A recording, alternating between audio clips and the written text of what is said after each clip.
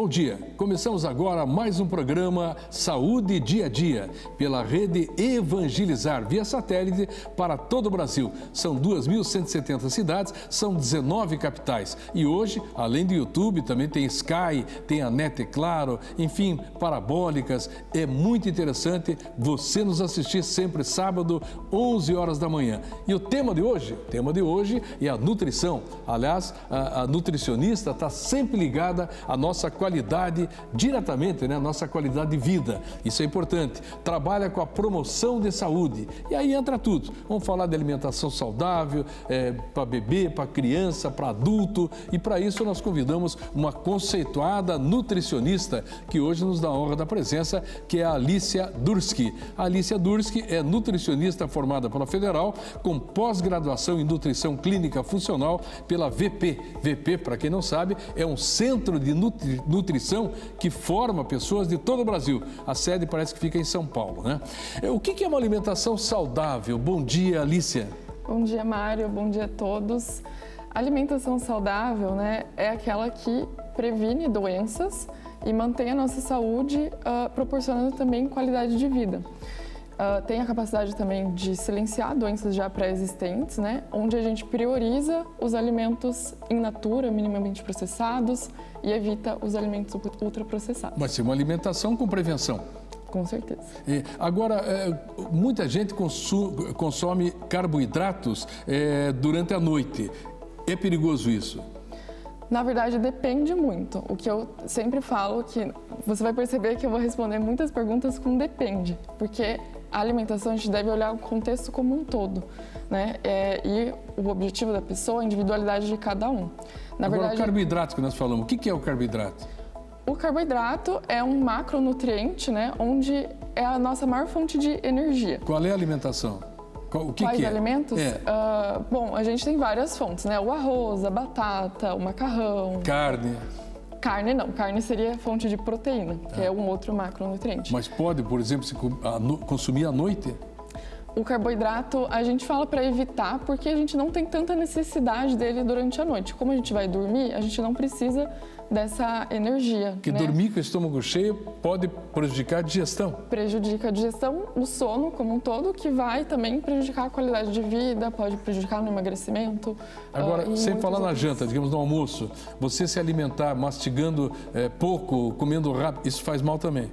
Faz. Eu sempre falo sobre a importância da mastigação, que é a única coisa que a gente pode controlar da nossa digestão. Depois que a gente engoliu o alimento, não tem mais como controlar. É verdade. Mas é super importante mastigar bem os alimentos, porque quando o alimento chega no nosso estômago, se ele está em pedaços muito grandes, né, quando a gente não mastiga direito, o estômago ele vai precisar trabalhar muito mais para digerir esse alimento. Então, se a gente mastiga bem, o estômago está mais preparado para digerir aquilo e não provoca doenças também intestinais, desconfortos como azia, indigestão, estufamento. Então, Você fazer uma alimentação muito forte e depois fazer um exercício físico pode ser prejudicial também, né? Sim, também, porque a gente precisa de um tempo para digerir. O corpo acaba ficando confuso se ele precisa digerir ou ele precisa de energia para o treino ali. Então, a gente precisa de alimentos mais leves, né, antes do treino para conseguir fazer um treino de qualidade. Nós vamos às ruas da cidade agora, a TV Evangelizar, o povo pergunta. Vamos lá. Quanto tempo antes do treino devo me alimentar? Depende do alimento que você vai consumir, né? Eu sempre falo que alimentos maiores, refeições maiores, por exemplo, o almoço, a gente deve consumir com um intervalo de antecedência de 2 a 3 horas, porque é uma refeição mais pesada, né? A gente demora um pouco mais para digerir e pode atrapalhar no treino. Agora, vai depender também do horário que você vai. Se você treina, por exemplo, de manhã, a primeira coisa que você vai fazer no dia, você pode treinar em jejum ou consumir um alimento que tem um carboidrato de fácil digestão e rápida absorção. Por exemplo, um suco de uva integral, uma fruta seca, uma tâmara, um damasco, uma uva passa, que não vai prejudicar a sua digestão e vai te dar energia rápida para o treino. Agora, durante o treino, pode tomar água? Porque muita gente leva aquelas garrafinhas de água, né? Deve tomar durante o treino ou antes ou depois? Deve tomar, porque a gente vai perdendo muito suor, né? Então acaba Desidrata. perdendo. Isso, exatamente. Vai desidratando e aí é super importante repor essa hidratação que você foi perdendo ali ao longo do treino. A Alicia Durski, né? Ela tem uma especialidade em tratamento de candidíase. O que é a candidíase? A candidíase é um fungo, né, que pode acometer várias partes do corpo. Por exemplo, o mais comum seria vaginal e oral, que é o famoso sapinho. Então, é uma infecção. É uma infecção que causa sintomas super desconfortáveis, como coceira, corrimento, engrumos, ardência e muitos desconfortos ao longo do dia. Né? E é uma doença feminina? Pode causar em homens também, mas é mais comum em mulheres. E é contagiosa? É contagiosa, então pode ser transmitida durante a relação, né? Então tem que tomar esse cuidado aí. E nunca cura sozinha? Depende, eu sempre falo que existe a candidíase pontual e a candidíase de repetição, que é o que eu trabalho. A candidíase de repetição, a gente precisa fazer um tratamento para curar a causa, que na verdade é intestinal. Então, a gente precisa, quando ela é local e pontual, a gente precisa do medicamento antifúngico, né, que não é a minha área, claro. Mas sozinha é muito difícil dela... Mas qual é a ligação da candidíase com a nutrição? Exatamente isso que eu falei. Então, a candidíase de repetição, a gente tem a causa que é intestinal, onde há uma alta proliferação de fungos no intestino e esse intestino ele já está inflamado, está doente. Então, as células intestinais elas se afastam, o que acaba que esses fungos e bactérias vão para a corrente sanguínea e pode acometer os outros órgãos. Então, como é uma causa intestinal, a gente precisa curar através da alimentação também. Tá certo. Nós estamos na TV Evangelizar é preciso, e a gente sempre traz a participação da população. O que o povo está pensando? E agora, o povo pergunta. Vamos lá. É verdade que comer muitos ovos por dia pode fazer mal?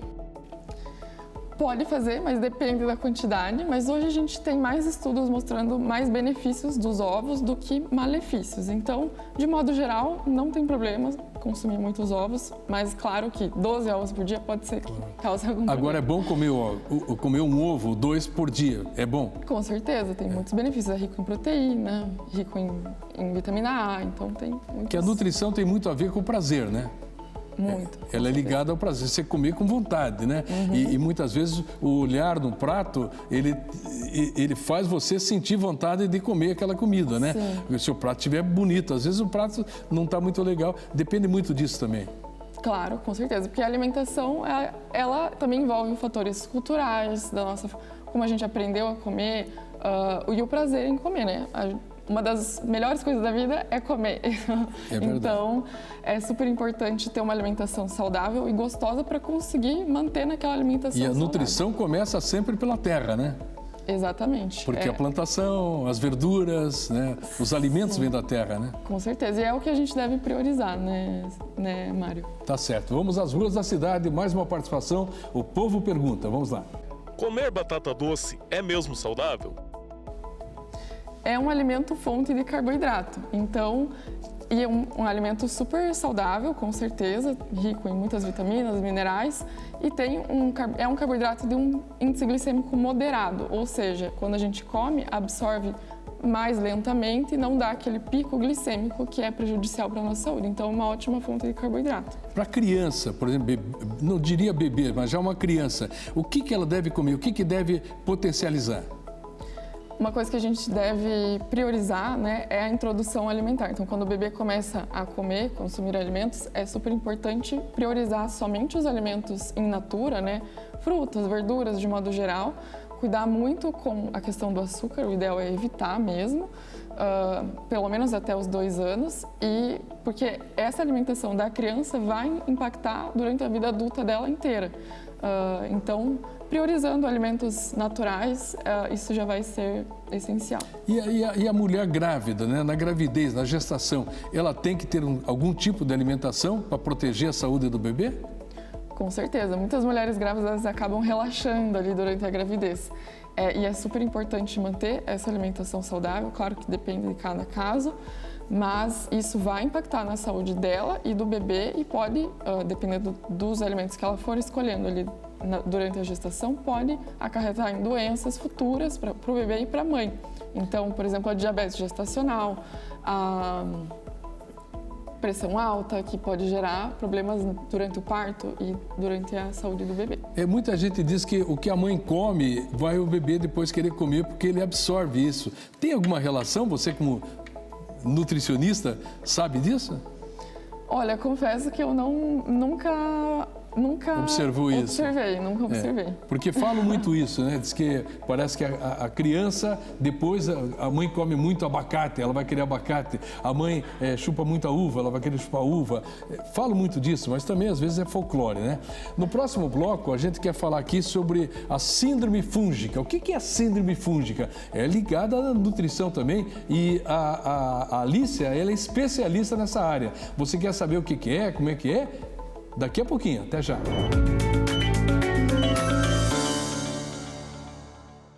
A TV Evangelizar também está no Instagram. Segue a gente por lá.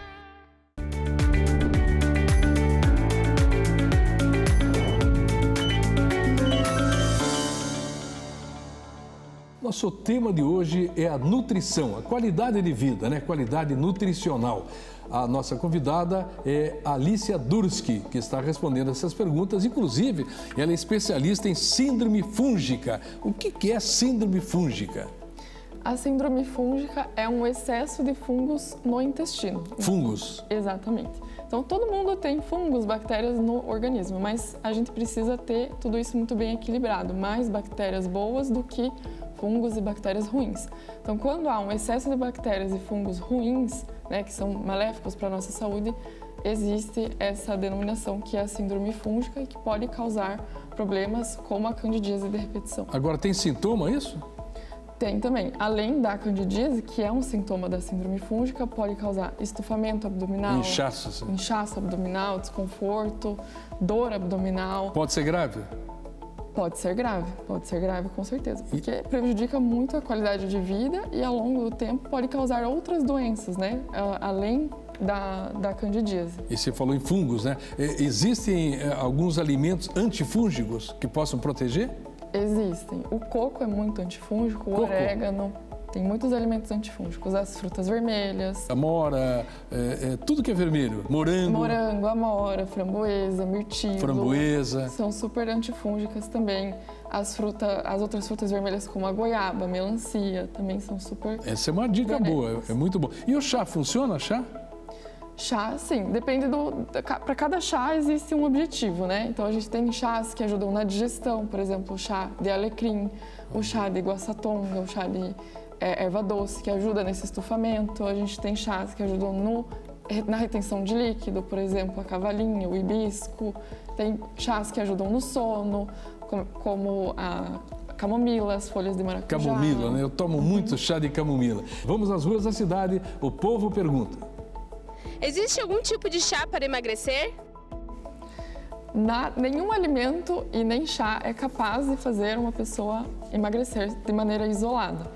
O que a gente fala muito são os chás para a retenção de líquido, que são esses que eu já citei, né? O chá de cavalinha e o chá de hibisco são muito bons para essa retenção de líquido, mas para emagrecer, para promover a perda de gordura, nenhum chá é capaz de fazer isso. Vamos mais uma participação da população nas ruas da cidade. O povo pergunta, vamos lá. Quais dietas têm efeito de verdade? Dá uma dica aí pra gente. É aquela dieta que é feita para você. Nenhuma dieta dessas da moda que estão na internet vão funcionar, porque nenhuma foi direcionada para você, para sua rotina. Então, eu sempre falo assim, a dica é, a única dieta que funciona é aquela que foi feita exatamente para você, considerando o seu organismo, os seus hábitos, a sua rotina. Agora, quem faz, por exemplo, triatlon, crossfit, tem que ter dieta especial? Porque é de contato, né?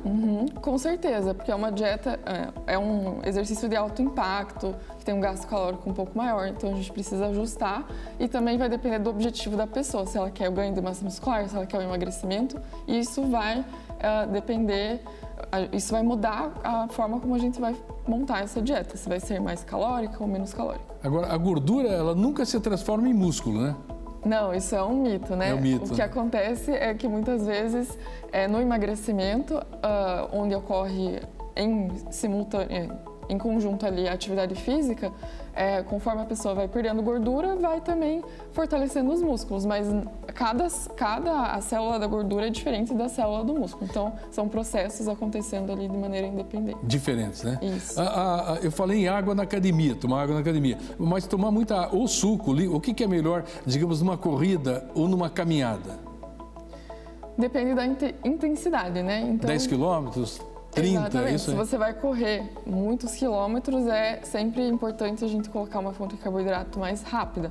Então, no meio do treino, colocar um gel de carboidrato, que é algo super comum e fácil da pessoa consumir ali no meio do treino, ou a palatinose, que é um carboidrato de mais lenta absorção, ou até um isotônico ali, né?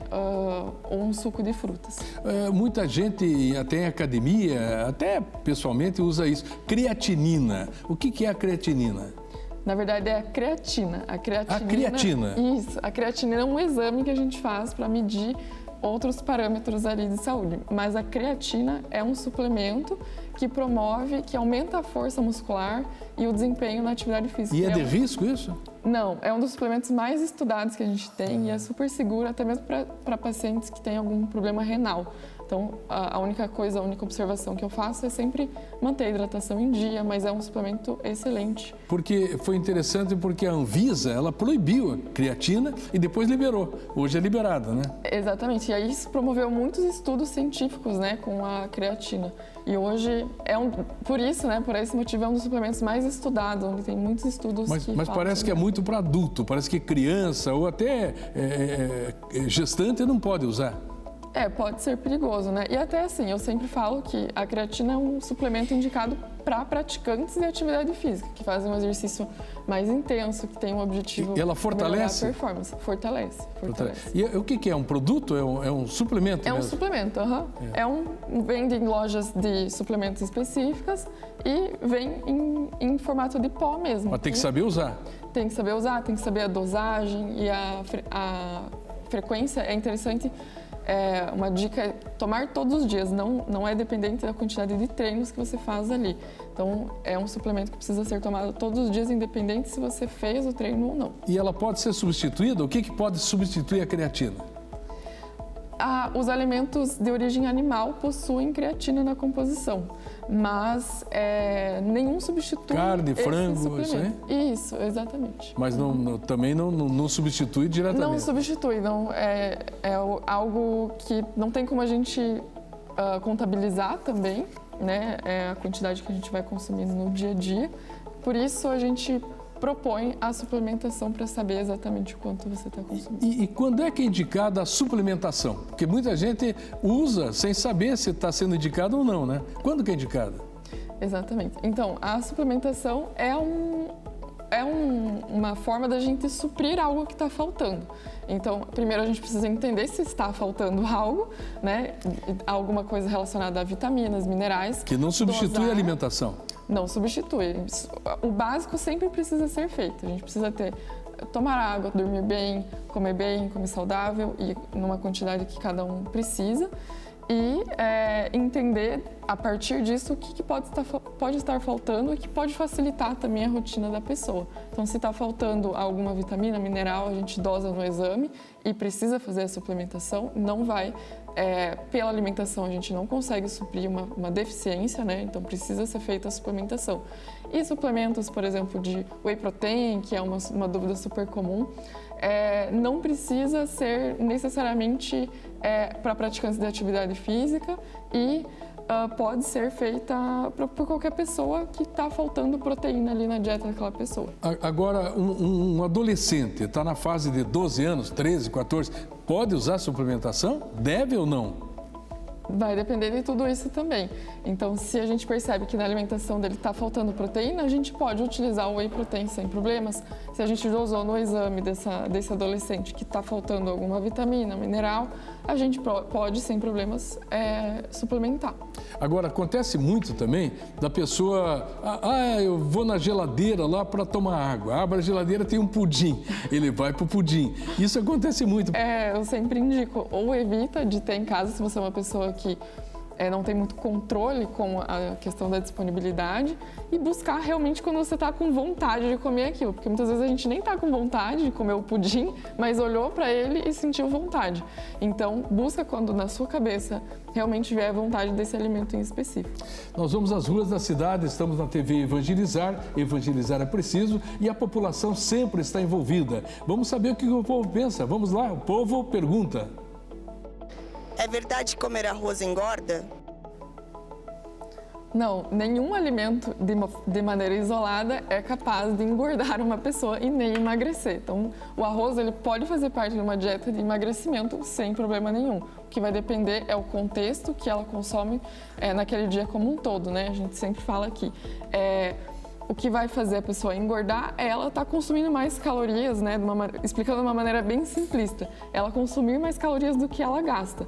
Então, é óbvio que vai depender da qualidade daquela alimentação, mas se ela excede no consumo de calorias, ela vai engordar, independente se é de arroz ou não. E muita gente fala também que não deve tomar água durante a alimentação, durante o almoço, durante o jantar. Isso é verdade? Sim, eu sempre falo para evitar o consumo de qualquer líquidos ali junto da refeição, porque acaba diluindo as enzimas digestivas que a gente tem no estômago e pode prejudicar essa digestão e também a absorção de algumas vitaminas, minerais. Então, tenta tomar um pouquinho antes, um pouquinho depois ali dessa refeição. Tá certo. Vamos às ruas da cidade. A última intervenção de hoje. O povo pergunta. O que é alimentação balanceada? A alimentação balanceada é aquela que a gente tem um equilíbrio, né? Então, eu gosto de usar a regra do 80-20 ou 90-10, que é onde 80% da nossa vida a gente consome alimentos saudáveis e aqueles benéficos para a nossa saúde, e 20% a gente deixa ali para exceções, né? Onde tem uma comemoração, vai ter um alimento mais gorduroso ou mais açucarado, mas você pode ir dosando isso aí ao longo da sua vida e que o ideal é que esses 80% tenha tudo que você precisa para manter uma qualidade de vida. No programa de hoje, você soube aí sobre a alimentação saudável. Sempre eu conto muito com a sua audiência. Quero agradecer de coração a tua presença, muito obrigado e parabéns aí pela tua experiência e pela tua inteligência nessa área de nutrição, dando show aí de informação. Obrigado, viu? Eu que agradeço, Mário. Nós que agradecemos. Agradeço de coração a você, telespectador, pela grande audiência, pelas parabólicas, pelos canais abertos também, TV aberta, TV Evangelizar. Você tem um compromisso comigo, tem uma agenda aí, todo sábado, 11 horas da manhã. Muito obrigado pela grande audiência e até lá.